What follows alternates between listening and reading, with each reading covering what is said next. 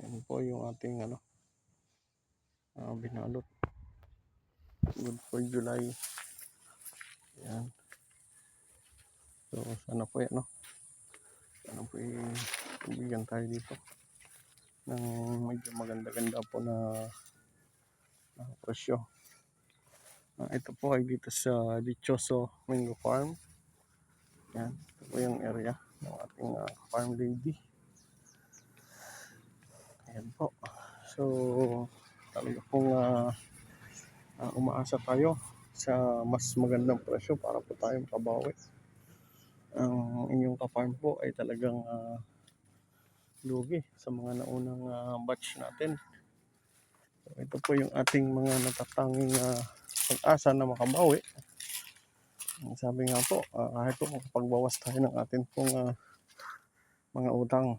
So alam naman po natin na ramihan po o hindi po lahat sa ating mga magsasaka ay nakikipagsapalaran po na ang puhunan po ay nanggagaling din po talaga sa utang. So sa mga nakaka-relate, alam ko po na lahat tayo ay dumanas ng masalimuot na pangyayari ng mga nakaraang buwan. So naging hindi po katanggap-tanggap yung presyo ng ating pong mangga.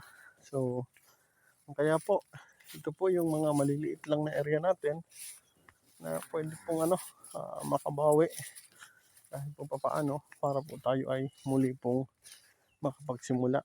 Ayan. So ito po yun.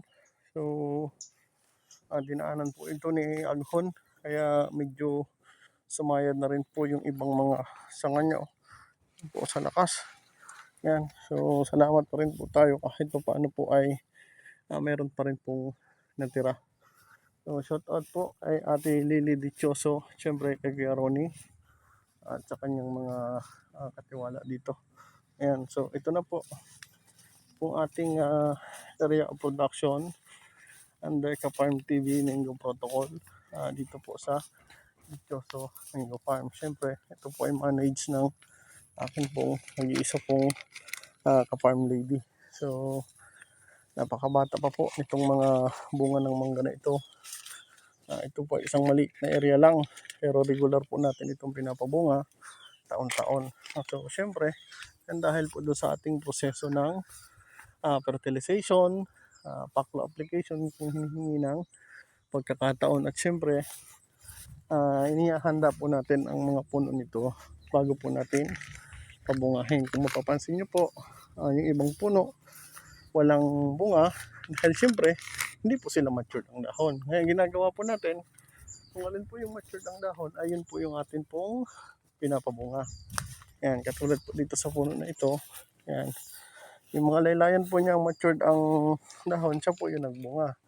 So kapag ito po ay naabonohan natin at inihanda natin ng pang-October, ang i-sprayan naman po natin dito ay pong bandang ibabaw. Pero hindi po pwede na hindi po tayo mag-aabono dito mga ka-farm. So ayan, so, ito po ayan, so sinishare ko lang po sa inyo ito. Magamat hindi po ganun kalaking area, ito na po yung resulta ng ating ginamit po na protocol pa rin under po ng Ka-Farm TV. Ayan, may mga ilang piraso pa din po na hindi nabalot. So ayan, may ilang atake din po ng fruit fly. So kailangan pa rin po itong sprayan. So ayan, so ito na po yun. So sana po ay pagbigyan tayo ng panahon at medyo maganda-gandang presyo at kahit pa paano po ay makabawi naman tayo mga ka-farm. So yung makabawi lang po tayo ay maligaya na tayo. So yun, sabi ko nga po sa mga solid ka-farm natin, hintay-hintay lang. So malay po natin dumating na po yung para sa atin. So awa po ng Diyos, meron po tayo kahit pa paano po na inaasahan kasalukuyan. So hanggang dyan lang po muna ang akin pong i-share sa inyo. So tuloy po ang laban, tuloy po ang ating pahigipaka at tuloy po ang ating pong pakikipagsapalaran. So muli, God bless. Mula po sa inyo nag-iisang farm. Farm TV po at your service. Tuloy po ang laban. Happy farming. I love you all. At wag lang po tayong sumuko.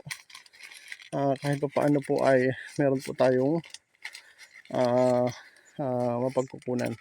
Yan po. Yan, may konti pong nasa balat. Yung sobra pong kauulan niya. Pero mangilan-ngilan lang yan. Pero yung iba naman po ay makikinis siya. At maganda po ang balat. So ayan. So yun. Sayang po kasi kung sisirain natin yung balat niya. Maano po kasi yung papel. Ayan. Nakasil po yan. Ayan o. Ayan. So yun. Sisilipin na lang po natin yung medyo may bukas po ang papel. Sayang po kasi kung sisirain yung papel, medyo matagal pa po kasi ang pitas nito. Yan. So yan lang po mga ka-farm. So happy farming. Sana po yung katulad po nitong aking area na to, yung mga kasabay ko ay meron din pong hinihintay. At kahit pa paano po ay tayo po ay makabawi or makapagsimulang muli. Ayan. So God bless po. Happy farming. I love you all. Wala po sa inyo pong nag-iisang farm, ka-farm. Happy farming. I love you all.